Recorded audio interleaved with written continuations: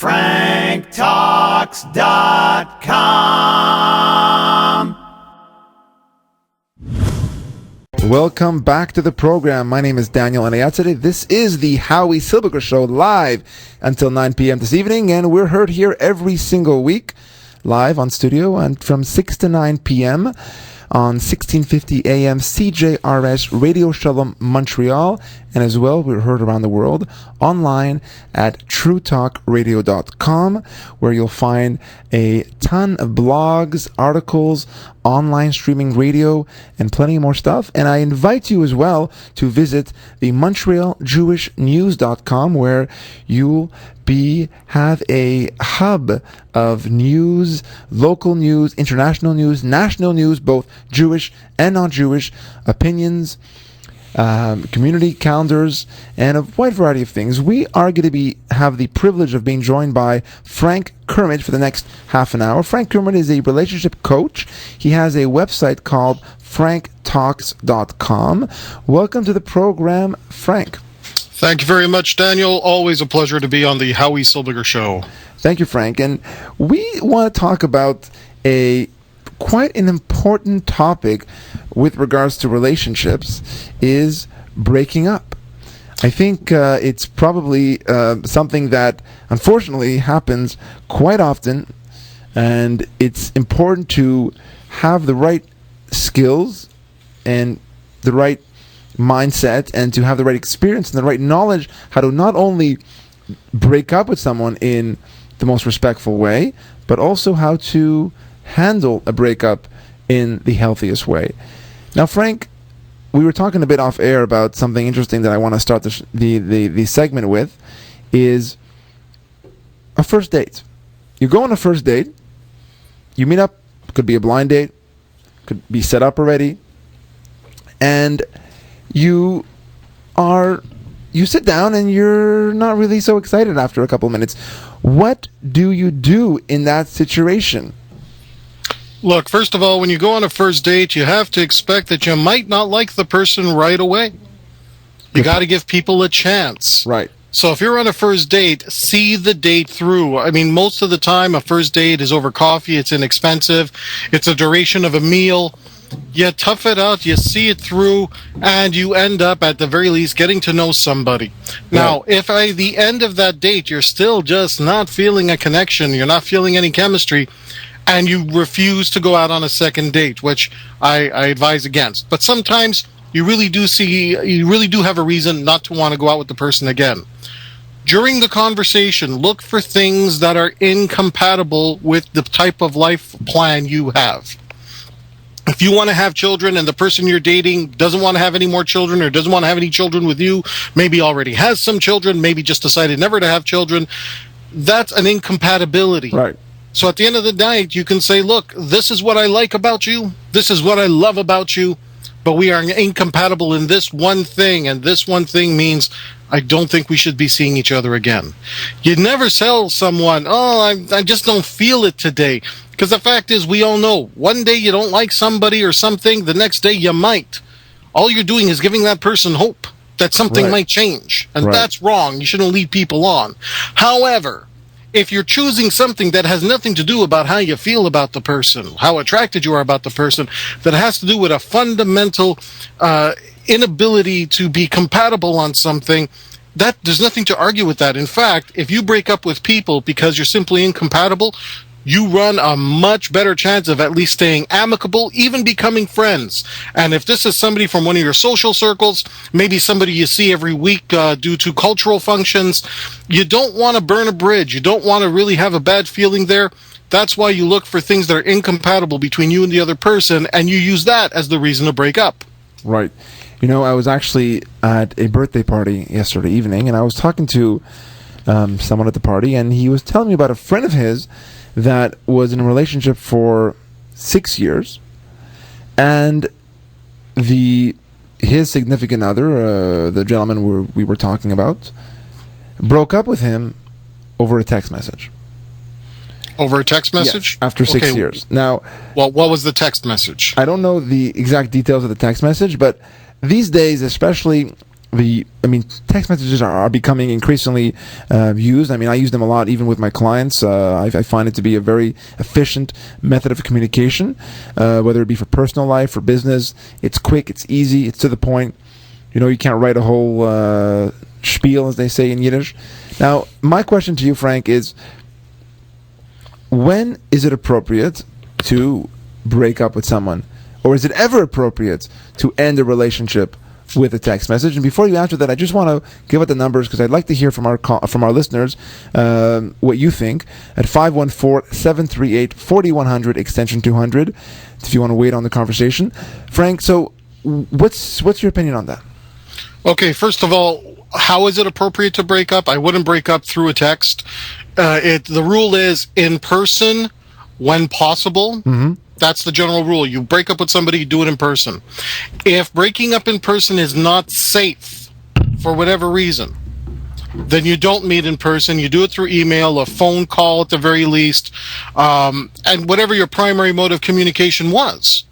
So if your primary mode of communication was texts, and that was the bulk of it, okay, break up through text. However, if you've already gone out with a person a couple of times and you're not worried about your safety, out of respect, you meet them in person and you say, listen, I don't think we should be seeing each other anymore, and you give your reason. In terms of when it's appropriate, after 6 years or 6 months, the rule is if you're going to date in a monogamous relationship, you break up when you no longer see the potential of having a future with that person. Right. Yeah, and in some cases, if you already know there is no future there, you shouldn't have gone. You shouldn't have dated the person to begin with. That we know. And you know what? I have Barry in studio here with me, Barry Hi, Schreier. Frank. How you doing?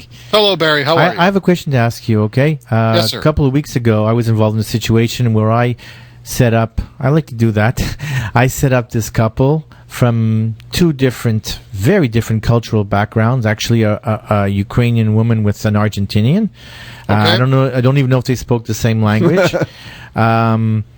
He went out on a date with her. He thought it went very well. He assumed there was going to be a continuation. A marriage. Not even a marriage, Okay. but a continuation. On the other hand, she called me up and she told me no, he wasn't her type. She didn't like the way he dressed. She didn't like the conversation, etc. And that was it. Now he kept calling her, assuming that there was going to be a continuation, that they had something in common, and she started giving him the brush off. Okay, Frank? So my question is, wouldn't it have been better if rather than being polite, she would have told him from the onset, listen, it was nice meeting you, but I don't think this is compatible, and I don't think this is going to work out. So thank you very much for having invited me out, and I wish you good success and a good life, etc. From my perspective, I think that would have been better, and that is better. To be honest, to always be honest. And what do you think about love at first sight? Does it still exist, Frank? Okay, we're going to go with one question at a time, Barry. Sure. And just before we answer the first question, we're going to have to go to commercial break. We'll leave it here for a second. But when we come back, Frank Kermit, the relationship coach, is going to be answering that very important question from Barry. Thank you, Barry. This is the Howie Silberger Show. You're listening to it on 1650 AM CJRS Radio Shalom Montreal. I am Daniel Anayat. Today I'm filling in here for Howie this week. We're heard live until 9 p.m. and every week from 6 to 9 and online at TrueTalkRadio.com. I will see you in a couple of minutes. Need help with love, sex, dating, or relationship issues? Help from Frank Kermit, the best-selling author and Canada's most international relationship coach, is only a click away at franktalks.com.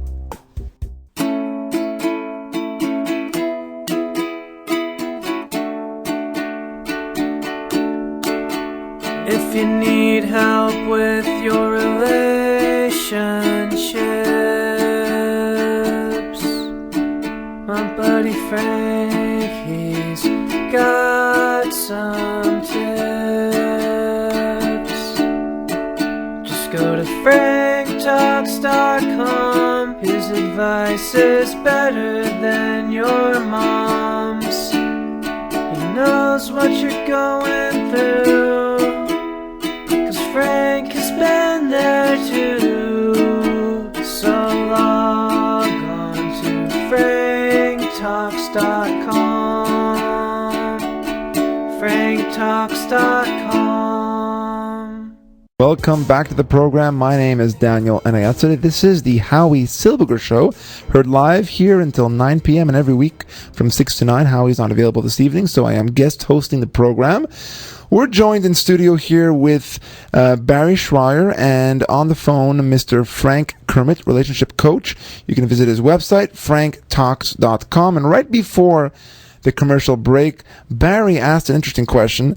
And just to summarize the question real quick before Frank responds, if you're just joining the program right now, is there was a couple that went out, they were set up together, and the man was under the impression that the woman that he went out with everything was going well, things were great, he was looking forward to a second date, he was really into it.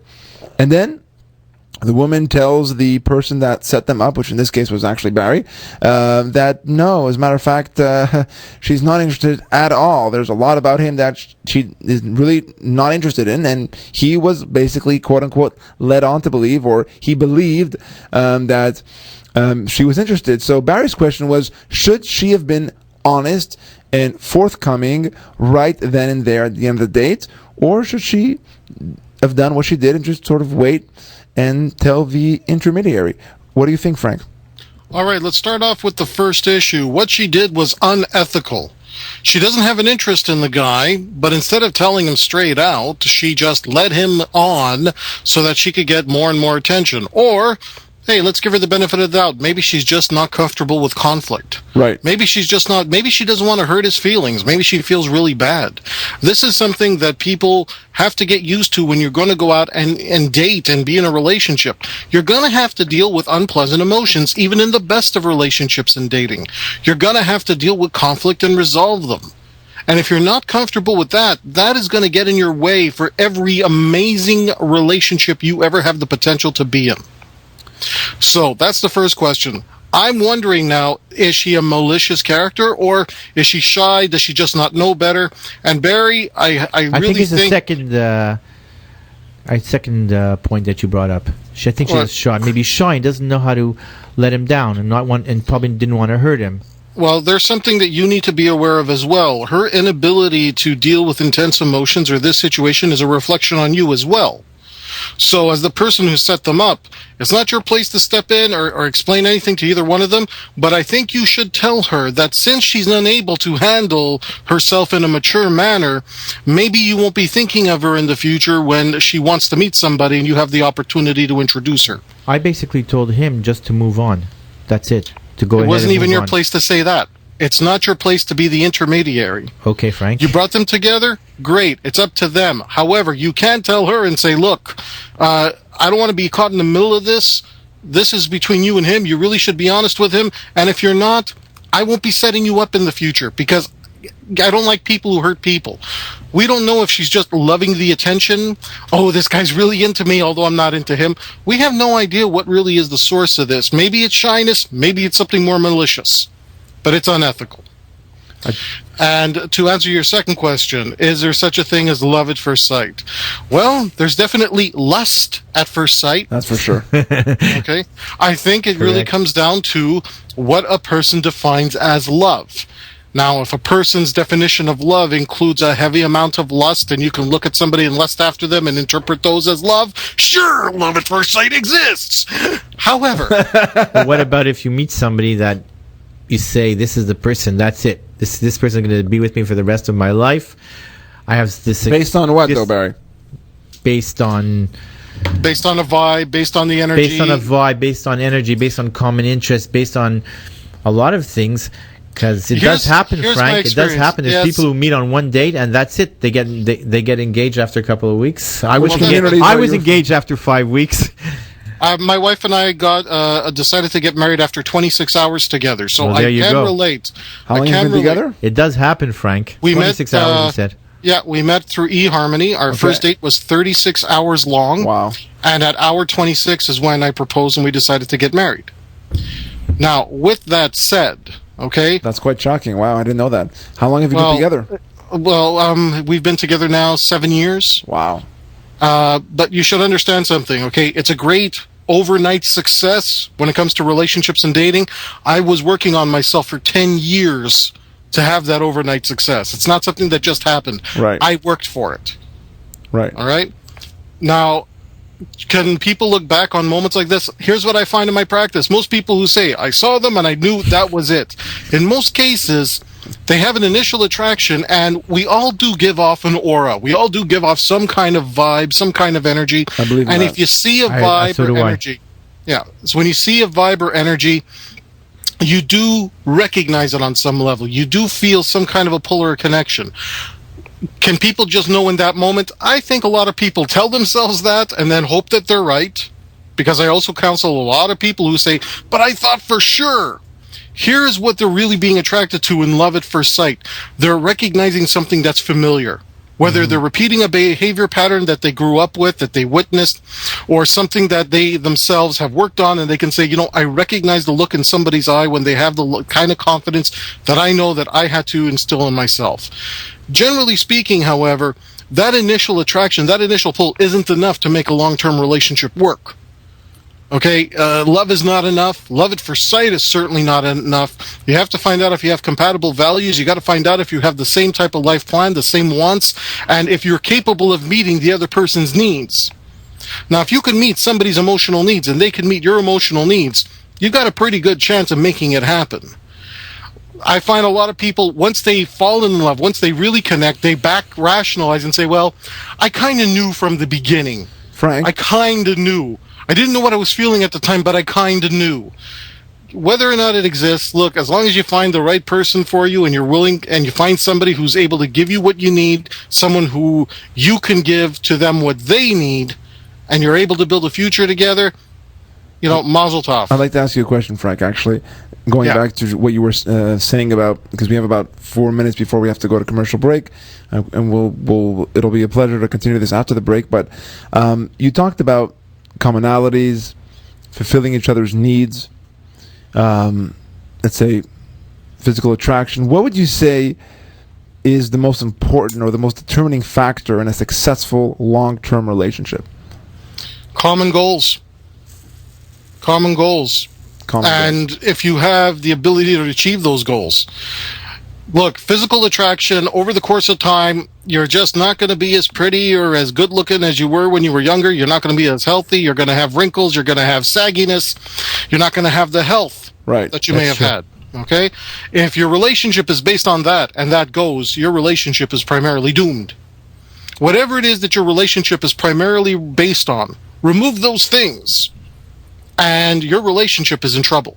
So if your relationship is, let's say, based on wealth, and there's a financial crisis that happens and the wealth is gone, those relationships that were not based primarily on wealth will survive. Right. Those relationships that were based primarily on wealth, they're the ones in trouble.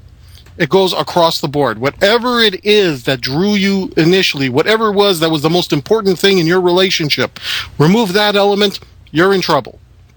That's why if you have common goals, if the goal is, I want to work for the next 15 years, I want to build up a business, I want to build up a life, I want to start a charity, I want to be able to retire when I'm 60, I want to be able to have children, I want to be able to have grandchildren, I want to make sure that my kids get an education and become productive and contributing citizens. When you have those common goals, you're able to tough out the bad things in life that are going to happen. Deaths in the family, financial crisis, health crisis, times that you're just both so exhausted, you just get on each other's nerves. Right. You got it, Frank. And that, you know what, that's actually a reality in every relationship. And relationships it's no picnic. It's work. It's an effort. You've got to be putting in, you're learning to get along with someone, especially if you're married or living with someone. You have to really learn how to adapt to that person, to try to accommodate and compromise. You have to learn how to compromise. You have to learn the art of compromise. I'm married 26 years. I'm telling you, you have to compromise. And you have to be Depends there. on what. And you have to be there for each other. Well, But it after depends. so many years, Frank, you learn how to, you learn that art, and you do learn that you really need each other, and that's the bottom line. Well, wait. It depends on what, because you can't just say you just got to learn to compromise. There are certain things that I don't think are issues to be compromised on. Example? One of my rules is no drugs in the house. Absolutely, Right. we're not. And talking I'm about not going to vices. compromise on that. And, you know, I mean, well, sometimes I will counsel a couple where drug use is one of the core source problems in the relationship. And if you have an allowance for that, if you say, well, okay, I will compromise. You can go ahead and get stoned every once in a while, and I won't say anything. When you got a family, when you got a mortgage, when you have kids that are impressionable, certain things, no, I wouldn't say that you have to learn to compromise. I think there are certain things you have to compromise on, the things that are not essential. But there are certain things you can't compromise on, and those are the things you should be looking for in a long-term partner. That you have the same items, the same criteria that you won't compromise on. Thank you, Frank. We're going to have to leave it there for the commercial. We'll come back in a couple of minutes and continue the conversation with Frank Kermit, relationship coach. You can visit his website at franktalks.com. My name is Daniel Enayatsede. I am filling in for Howie this week. This is the Howie Silberger Show. Need help with love, sex, dating, and relationships? Visit franktalks.com. Need help with love, sex, dating, and relationship issues? Help from Frank Kermit, the best-selling author and Canada's most international relationship coach, is only a click away at franktalks.com. Coaching available in person, by phone, and by Skype. For singles, couples, and alternative lifestyles, franktalks.com. Welcome back to the program. My name is Daniel Enayatsede. You are listening to the Howie Silberger Show live until 9 p.m. and heard every week from 6 to 9 right here on 1650 AM CJRS Radio Charlotte Montreal, heard around the world on the True Talk Radio Network. I invite you to visit truetalkradio.com for a ton of stuff. We've got online blogs, articles, opinions, streaming radio, a lot of interesting stuff. We're here in studio with Barry Schreier and stand-up comedian Avi Tani. And live on the phone, we have Frank Kermit, relationship coach, and he's got a website called franktalks.com. Now, we have about another 10-odd minutes for this segment, and when we were on commercial break off the air, Barry had something really interesting he wanted to ask Frank, so I'll give you the floor, Barry. Frank, in the course of a marriage, there's many cases of infidelity. Okay, my question is like this, I've done some divorces, and I see that in certain cases, infidelity is a reason for the breakup of the marriage. There's no going back, creates tension. They can never recover from that, etc. But I've seen many other cases where they really do go back with each other, and I'm wondering, can it ever be the same? And how is it that certain people will accept, especially let's say women, where the husband was not faithful? How do they really get back in a serious and good relationship for the rest of their lives? How do you explain that? All right, let's start off by saying, no, it's not going to be the same. There was a violation of trust.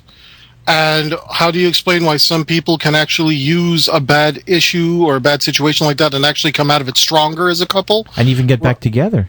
And even get back together and continue with their lives and actually have a better relationship for it, and why some couples are not able to. Absolutely. The first issue, is that we need to look at infidelity as the symptom of what's wrong with the relationship. It's not the infidelity that is the problem per se. The infidelity came out of something. Are they not communicating enough? Is somebody's needs not being met? And I got news for you. In the majority of the cases, when someone is being unfaithful, it isn't the sexual needs that are not being met in the relationship. There are often times where the couple is still having a very active sex life, but certain emotional needs are not being addressed, and one of the people in the couple will seek out some kind of emotional fulfillment elsewhere, and sex becomes the barter to get that emotional fulfillment. So what's going on in the marriage that is allowing for this? Are they just not connecting like they used to? Is there some resentment that's built up for other reasons and they're just feeling more and more distant? Have they stopped trying to talk? Is somebody in the couple maybe going through something that is undiagnosed? If you have a partner that's going through depression, and depression's an insidious thing, because On the outside, somebody could continue to go to work. They're not in bed crying their eyes out. They haven't lost all motivation, but they're still going about their motion, but they're just numb. They're not connecting. They're not talking. And every new issue, hey, let's try this. No, I don't want to. There's a lot of resentment that can build up there, and that can drive a wedge between people. When you look at infidelity as this is the symptom of our problem, as opposed to the problem, you are on the road to not letting infidelity break up the relationship. The other thing to consider, what I had mentioned before, is common goals. Okay, you're going through a marriage, but hey, you got kids, you got a life together. Are you going to let the one incident, whatever that one incident, whether it was an ongoing affair or a one-time deal, are you going to let that necessarily disrupt your lives? Sometimes you're thinking about the kids. Sometimes you're saying, what's in the best interest of my overall family? Sure, I'm hurt. Sure, I'm feeling violated. Maybe you need to also say, how did I contribute to this situation that I'm in now? Were there times I wasn't being attentive to what my partner needed and taking them for granted? So if you look at infidelity as the symptom of what's wrong in the relationship as opposed to the main problem, now we've got something to work with when I do marriage coaching. That's an excellent point, Frank. Thank you for answering that very Thank you, Frank. Interesting question. If you want to weigh in on the conversation, if you have a question for Frank, if you have something you'd like to share, if you want to give us some ideas, anything at all, please call in 514-738-4100, extension 200. I'm Daniel Anayatsure. You're listening to the Howie Silberger Show live until 9 p.m. Now, Frank, we're talking about infidelity. And what if you're in a relationship and everything's going well, there's never been any infidelity, relationship is positive, is flowing, but one of the partners in the relationship has a suspicion that the other partner is being unfaithful. Now, he can't prove anything, but he's suspicious, and it's beginning to get to him or her after a while, and he's just not comfortable with those feelings of suspicion. Now, what would you recommend your clients in that perspective? Do you keep it in, or do you confront, or do you snoop around? Because confronting, in a way, if there is nothing going on, to me, is also puts a little bit of a rift in the relationship, because I get what you're saying. Let me start off by telling you what I tell every couple that comes to me.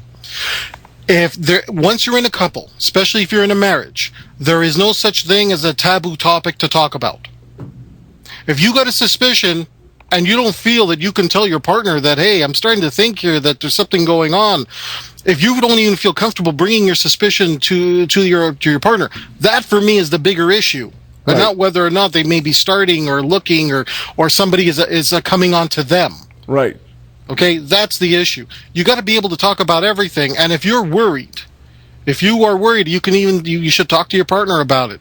Now, if you're in a certain dynamic where somebody says, oh yeah, you accuse me of this? Well, because you accuse me now, I'm going to go out to do it. Bull. Chances are they were looking for a reason to go ahead and do it. Nobody goes out and goes ahead and starts being unfaithful because they've been accused of being unfaithful. They might rationalize it to themselves, but those people who believe in monogamy, those people who believe in fidelity, they're not going to do it because they're accused of the opposite. Mm-hmm. Right. If you have a suspicion, talk to your partner and right. say, look, I'm feeling ill at ease here. There are also stories where, because the person has become very, very suspicious, very, very paranoid, and there actually is no affair going on. Some people are a little bit more paranoid than others as well. Yes, and we mentioned the problem of drug use. Well, right. Depending on the drugs you take, certain drugs can make you more paranoid about things going on. For sure. Which is why I say don't do drugs. Not just for the kids, for the adults too. For sure, for everyone, absolutely. I mean, we're going back to really an essential foundation of any solid and healthy relationship, which is trust. Good communication, trust. And being able to handle the truth. If your partner Jack is being Nicholson honest says. with you, if your partner is going to be honest with you about something, and you're going to respond very hostile every time your partner is telling you something and they're being honest, well, you're pushing people away. You're making it impossible for people to be honest with you. Right. So the next time your partner's honest with you, even if you don't like what you're hearing, shut up and listen. You've Your got to be marriage may approachable. depend on it. Yeah, you've got to be approachable. Absolutely. It's a very, very important part of a good relationship is open and communication. Because if you can't, because you know what ends up happening essentially is you just bottle it, and then eventually there's an explosion. It comes And out. I'm sure you've seen that in some of your clients. Barry, what do you think? Okay, what do I think?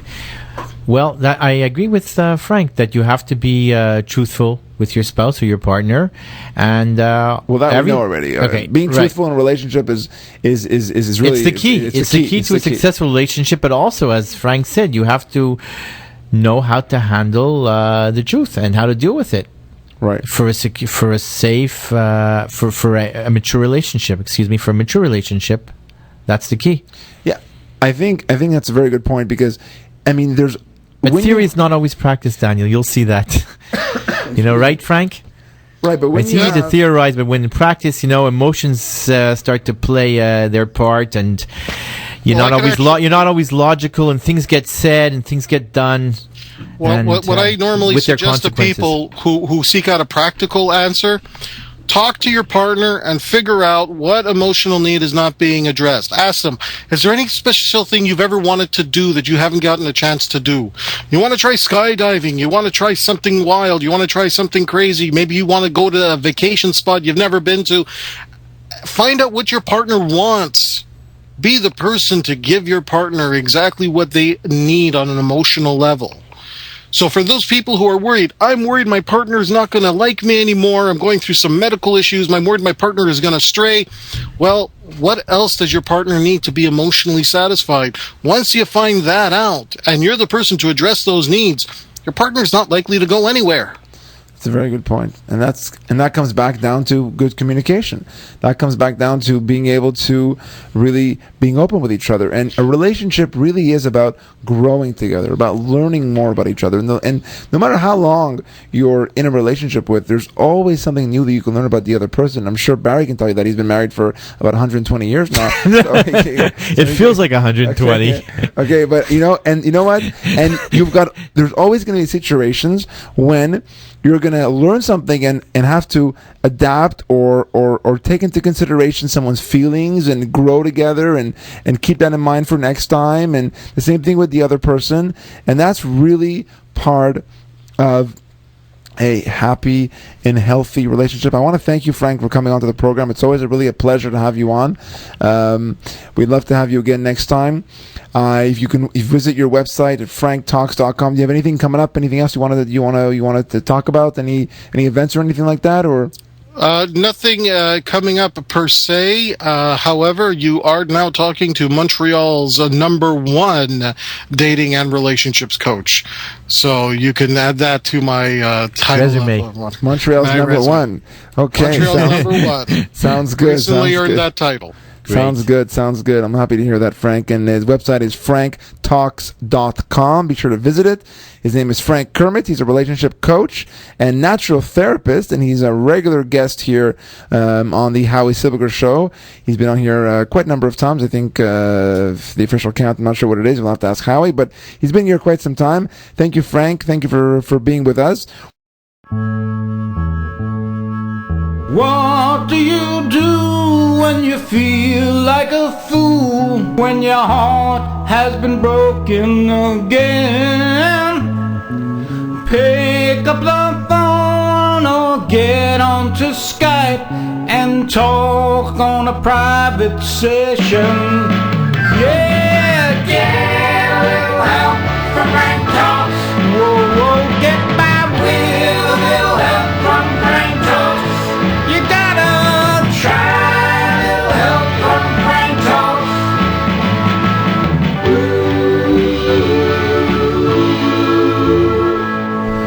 What do you do when your love goes away? Try coaching one-on-one. to turn things around. Just sign up at franktalks.com. Yeah, get by with help from Frank Talks. I get by with a little help from Frank Talks. Time to try a little help from Frank Talks.